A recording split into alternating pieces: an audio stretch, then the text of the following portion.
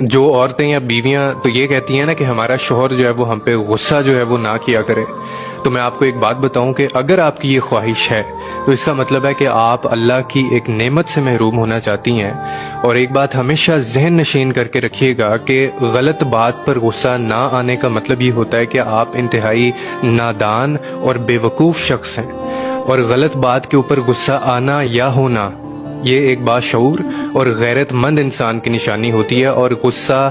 آنا اور غصہ کرنا یہ دونوں بہت الگ باتیں ہیں، اب چاہے اس میں مرد ہو یا عورت ہو۔ اور مجھے ایک بات آج تک سمجھ نہیں آئی ہے کہ جب بچہ غلطی کرتا ہے اور باپ اس کو اس کے اوپر ڈانٹتا ہے یا غصہ کرتا ہے تب حلال یا حرام کے فتوے ہمیں نظر نہیں آتے۔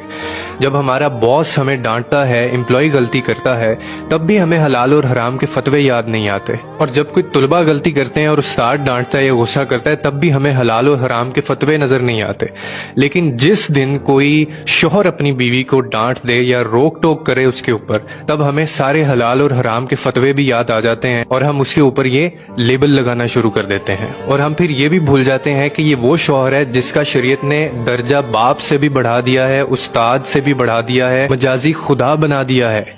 یعنی سجدہ کرنے کا حکم دے دیا ہے۔ اتنے بڑے بڑے درجات سے اس کو نوازا گیا ہے، اور ایسے میں ایک بیوی اٹھ کر یہ کہے کہ میرا شوہر یا میرا جو مرد ہے وہ بالکل میرے اوپر غصہ نہ کرے، تو یہ اپنا گھر اجاڑنے والی بات ہوتی ہے۔ اور پھر سب سے بڑی بات کہ بیوی کو شوہر کے تابع کر دیا گیا ہے۔ اور ہمیشہ یاد رکھیں کہ گھر کا سربراہ ان چیزوں کے اوپر نہیں بولے گا تو نظام بگڑ جائے گا۔ اور آخر میں یہی کہنا چاہتا ہوں کہ اللہ تعالیٰ نے مرد کی فطرت میں غصہ رکھا ہے،